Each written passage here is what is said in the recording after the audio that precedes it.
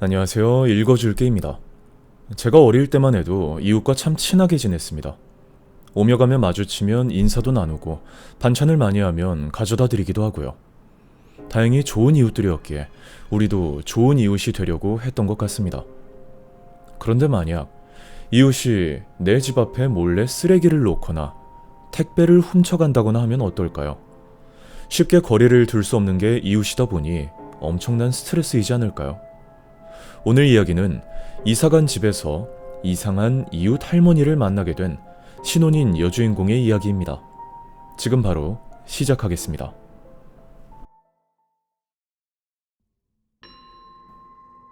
10년 전, 결혼한 지 얼마 되지 않았던 우리 부부는 지방의 한 도시에 단독주택을 지었다. 남편의 출퇴근 시간은 조금 길어지게 되었지만 언젠가 아이가 생겼을 때를 생각한 선택이기도 했고 내가 어릴 적부터 키우고 싶어 했던 개를 기르기 위해서이기도 했다. 말 그대로 꿈에 그리던 내 집 마련이었다. 집 주변은 조용한 주택가였다. 이사 인사를 다니며 보니 연세가 많은 분들이 많았고 그 중에는 조금 까다로워 보이는 사람도 있었지만 대체로 평온한 분위기였다. 우리 집 한쪽 옆에는 동네 자치회장이 살고 있었다. 그는 처음 만났을 때 이렇게 말했다. 혹시 문제 생기거나 곤란한 일이 있으면 언제든 말씀하세요. 그 말 덕분에 우리는 안심하고 이사 생활을 시작할 수 있었다. 그는 아직 40 정도밖에 되지 않은 비교적 젊은 사람이었다. 장애가 있는 아들과 둘이 살고 있었고 집에서 할 수 있는 자영업을 하고 있다고 했다. 이 동네에는 노인들이 많다 보니 자치회장으로 뽑히게 되었다는 이야기도 들었다. 반대편의 이웃은 상당히 연세가 많은 할머니였다. 그런데 이 할머니가 꽤 특이한 분이었고 이사 온 지 사흘 만에 곧바로 문제가 생겼다. 우리 집과 할머니 집 사이에는 담장이 있었는데 어느 날부터 할머니가 자기 집 화분을 우리 집 담장 위에까지 올려놓기 시작한 것이다. 남편에게 이야기했지만 뭐 할머니가 하는 일인데 그렇게까지 큰 피해가 있는 것도 아니잖아. 그냥 놔두자. 라며 대수롭지 않게 넘겼다. 그래서 한동안 그대로 두고 있었는데 할머니가 키우는 고양이와 개 때문인지 화분이 자주 우리 집 마당 안으로 떨어져 있었다. 결국 참지 못하고 어느 날 낮에 할머니를 마주쳤을 때 조심스럽게 말을 꺼냈다. 저기 죄송한데요. 저희 집 담장 위에도 화분을 올려두신 것 같더라고요. 고양이가 자꾸 넘어뜨리는지 저희 집 안으로 떨어져서요. 죄송하지만 저희 집 담장에는 놓지 말아주실 수 있을까요? 그러자 할머니는 대뜸 소리를 질렀다. 난 그런 거 몰라. 너무 뜻밖의 반응이라 아무 말도 하지 못한 채 서 있었는데 할머니는 흥 하고 코웃음을 치더니 집 안으로 들어가 버렸다. 바로 그때였다. 무슨 일 있으셨습니까? 뒤에서 목소리가 들렸다. 돌아보니 자치회장이 우리 집 대문 앞에 서 있었다. 나는 방금 있었던 일을 설명했다. 그러자 그는 고개를 끄덕이며 말했다. 아, 그랬군요. 저 할머니가 원래 성격이 좀 까다로워서요. 걱정 마세요. 제가 확실하게 이야기해 두겠습니다. 다음 날 아침 쓰레기를 버리러 나가보니 담장 위에 있던 화분들이 전부 사라져 있었다. 곧바로 자치회장 집에 찾아가 감사 인사를 했다. 그러자 그는 손사래를 치며 말했다. 아유, 아닙니다. 별것도 아닌걸요. 또 무슨 일 있으면 언제든 말씀하세요. 정말 믿음직한 이웃이라고 생각했다. 집으로 돌아오니 마침 할머니가 처마 밑에 서 있었다.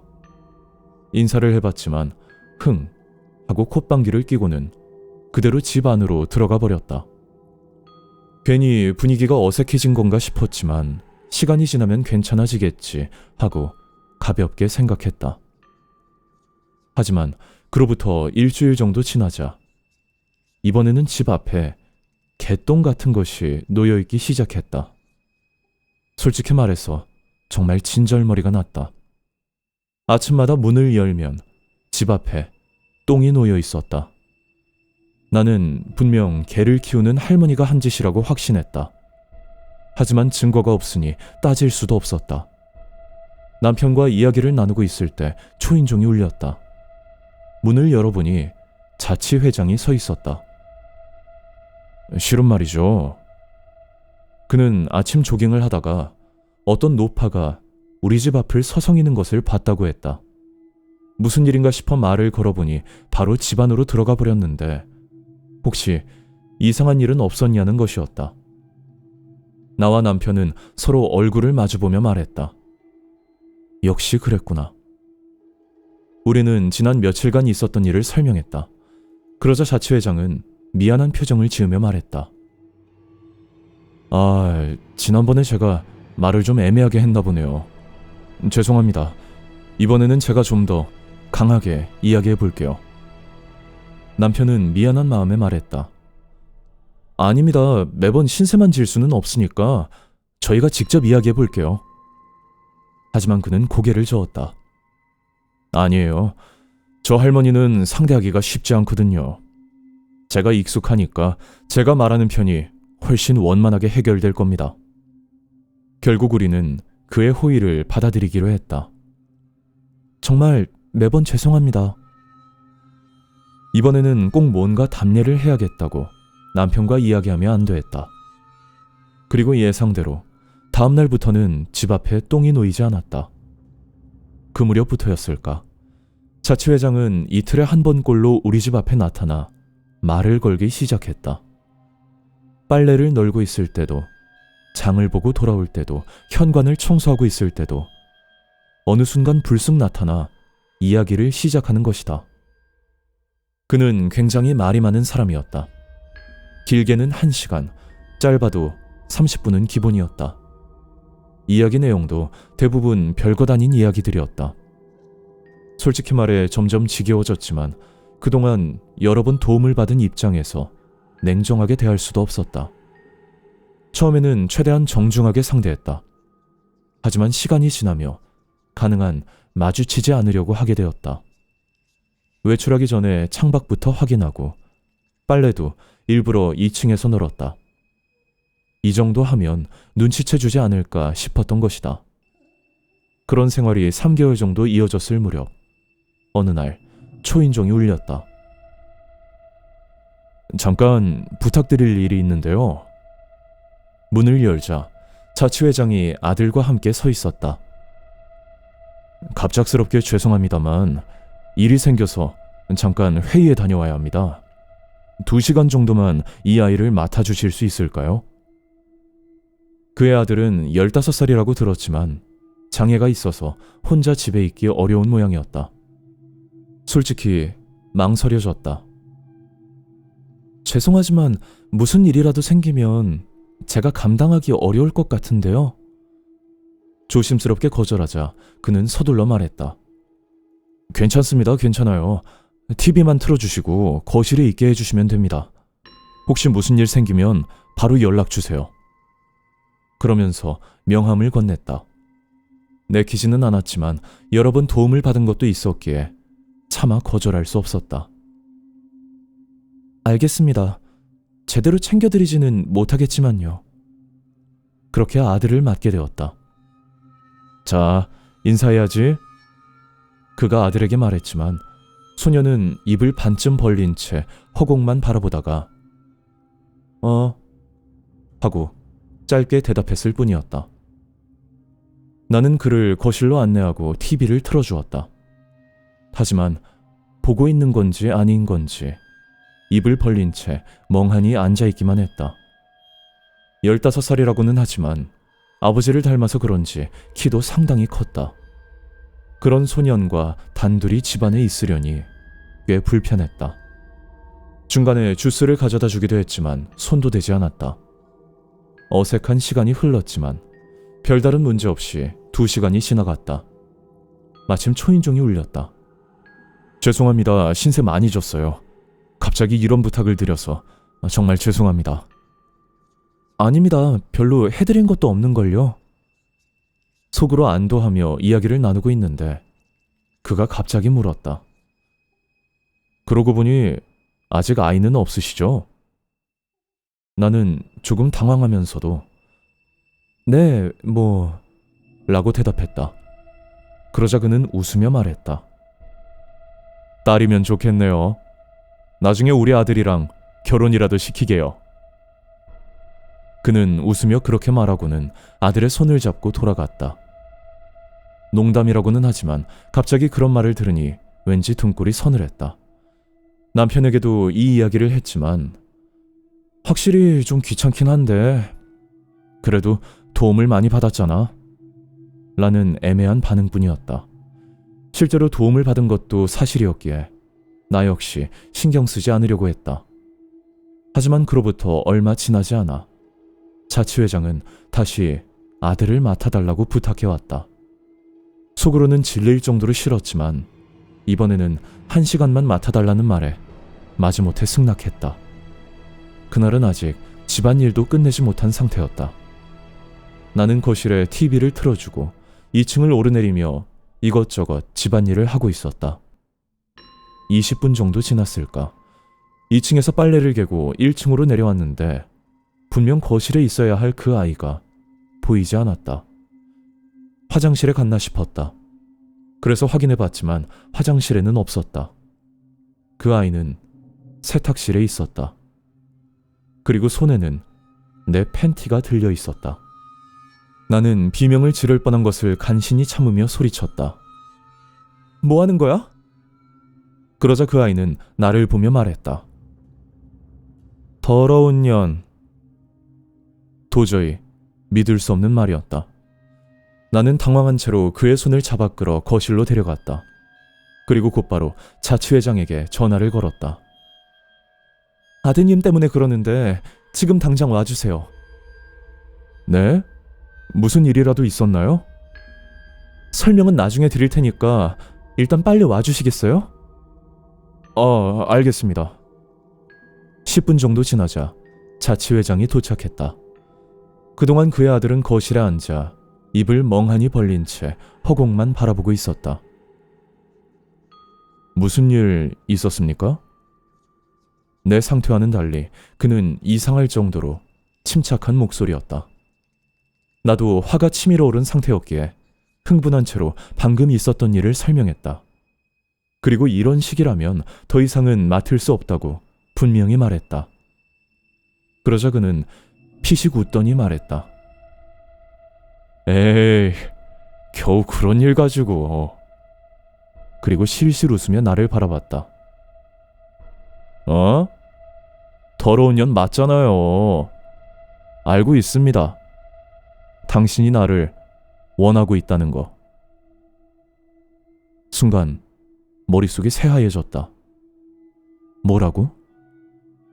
나는 너무 충격을 받아 아무 말도 하지 못했다. 그러자 그는 천천히 내 쪽으로 걸어왔다. 그리고 갑자기 내 목과 가슴을 엄청난 힘으로 움켜쥐었다. 나는 몸이 굳어버렸다. 그는 내 귀에 입을 가까이 대고 속삭였다. 이 동네에 있는 건 전부 내 거야. 내가 지켜줄 테니까 얌전히 있어.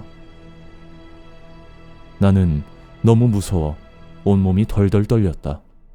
그리고 그 자리에서 그대로 주저앉아 버렸다. 이런 일이 정말 있을 수 있는 걸까? 그것도 이웃이. 머릿속이 뒤죽박죽이 되어 아무 생각도 정리되지 않았다. 정신을 차려보니 자치회장과 아들은 이미 집으로 돌아간 뒤였다. 사실 그들이 나가는 모습도 보긴 했을 것이다. 하지만 너무 큰 충격을 받아 정신이 몽롱했던 것이다. 간신히 정신을 차린 나는 곧바로 남편에게 전화를 걸었다. 내 목소리만 듣고도 심상치 않은 일이 벌어졌다는 걸 느꼈는지 남편은 바로 조퇴를 하고 집으로 돌아왔다. 나는 울면서 지금까지 있었던 일을 전부 이야기했다. 남편은 즉시 경찰에 신고했다. 경찰은 내 진술을 들은 뒤 남편과 함께 옆집으로 향했다. 나는 너무 무서워서 그 집 근처에도 갈 수 없었다. 그저 거실에 앉아 떨고 있을 뿐이었다. 1시간 정도가 지나 경찰과 남편이 돌아왔다. 그들이 들려준 이야기는 충격적이었다. 자치회장은 이렇게 주장했다는 것이다. 아들이 우리 집에서 갑자기 난동을 부렸고 그것을 말리려다 나와 몸이 부딪혔을 뿐이라고. 물론 고의는 아니었으며 나를 모욕하거나 상처 주는 말을 한 적도 전혀 없다고 했다. 몸이 꽤 세게 부딪히긴 했지만 내가 놀라서 패닉 상태가 되면서 그렇게 오해한 것이 아닐까 생각한다고 했다. 그리고 자신도 정말 죄송하게 생각하고 있으며 계속 사과하고 있었다고 한다. 나는 너무 황당해서 소리쳤다. 절대 아니에요. 전부 거짓말이라고요. 남편 역시 내 성격을 잘 알고 있었기에 경찰에게 그렇게 말했다. 하지만 경찰은 난처한 표정으로 말했다. 지금은 많이 흥분해 계신 상태고 외상도 보이지 않습니다. 상대방도 매우 반성하고 있으니까 추후 다시 이야기를 듣는 방향으로 하는 것이 어떨까요? 결국 경찰은 그날 그대로 돌아가 버렸다. 남편은 내 말을 전부 믿어주었다. 오늘은 저 경찰들한테 더 이야기해봐야 소용없어. 내일 회사 변호사에게 상담해 볼게. 당분간은 집에만 있어. 어디도 나가지 마. 그렇게 말해주었다. 나 역시 한동안 집에 틀어박혀 지내기로 했다. 정말 견디기 힘들어지면 친정으로 돌아갈 생각도 하고 있었다. 다음 날 남편을 배웅한 뒤 기분 전환이라도 할 겸 거실에서 TV를 틀고 영화를 보고 있었다. 시간은 오전이 지나 점심 무렵쯤이었던 것 같다. 조금 배가 고파져서 뭔가 만들어 먹으려고 부엌으로 향하던 순간이었다. 띵동. 초인종이 울렸다. 솔직히 심장이 입 밖으로 튀어나올 정도로 놀랐다. 설령 그 이웃이 아니더라도 지금은 누구도 만나고 싶지 않았다. 그래서 무시하기로 했다. 그런데 띵동, 띵동, 띵동, 띵동. 초인종이 계속 울렸다. 정상적인 사람이 이렇게까지 연속으로 초인종을 누를까? 나는 허리를 굽힌 자세 그대로 얼어붙었다. 등에는 식은땀이 흥건하게 배어 있었다. 얼마나 시간이 흘렀을까? 실제로는 5분 정도였을 것이다. 하지만 체감상으로는 몇 시간처럼 느껴졌다. 그러던 중 갑자기 고요하던 집안에 처음 듣는 소리가 울려 퍼졌다.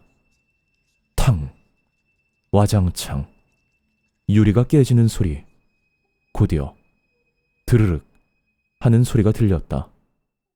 소리가 난 방향을 향해 고개를 돌리자 거실과 이어진 정원 쪽 유리문이 산산조각나 있었다. 그리고 그 깨진 문 사이로 자치회장과 그의 아들이 집 안으로 들어오고 있었다. 아들의 목에는 벨트인지 끈인지 모를 것이 감겨 있었다. 자치회장은 그것을 마치 말고삐처럼 잡고 아들을 억지로 세워 끌고 있었다. 아니, 계시잖아요. 어제는 정말 죄송했습니다. 역시 그 일 때문에 화가 나셨던 거죠?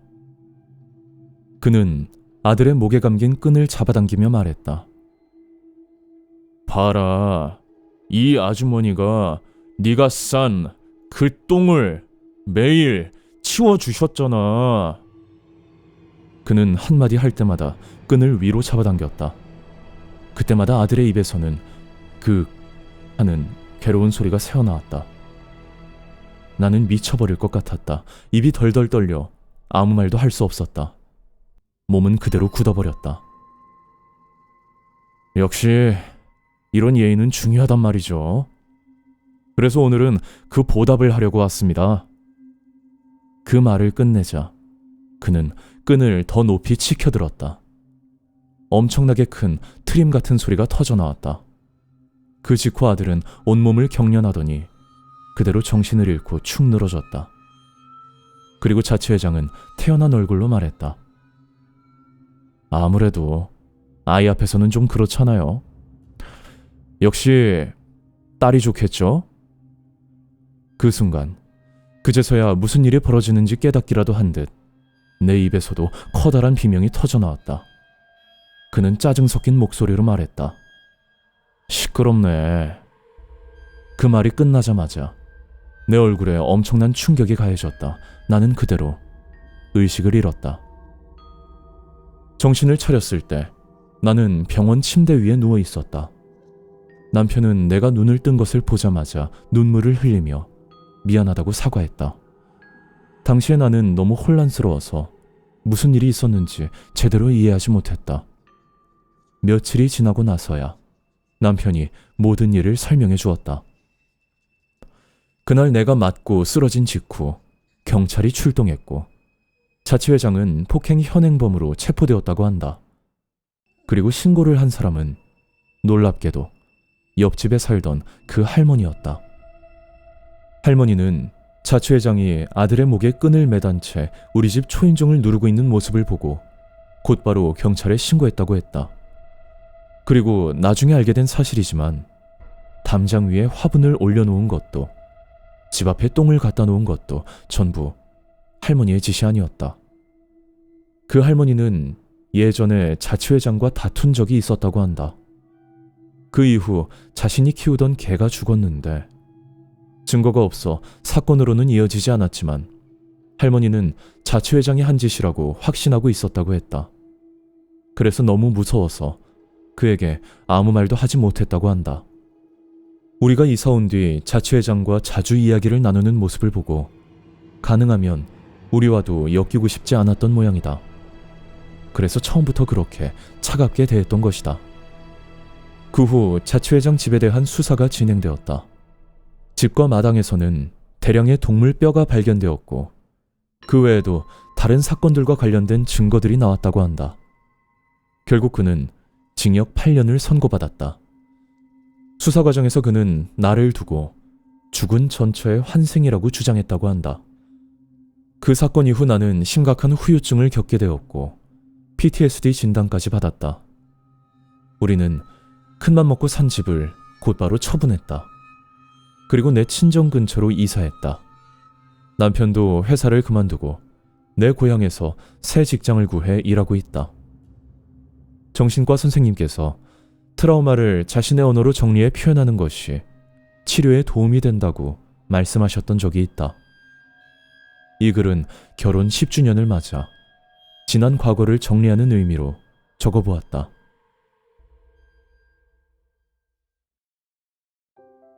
네, 여기까지입니다.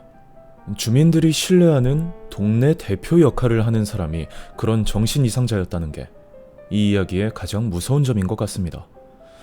자세한 사정은 모르겠지만 그런 아버지 아래에서 자란 아이가 불쌍할 따름입니다. 할머니도 신고를 해주신 건 감사하지만 미리 귀띔이라도 해주셨으면 참 좋았을 텐데요. 인트로에서 이웃에 대해 잠시 이야기했는데 요즘은 그렇게 이웃과 소통하는 문화가 거의 없긴 하죠. 무서운 세상이기도 하고요.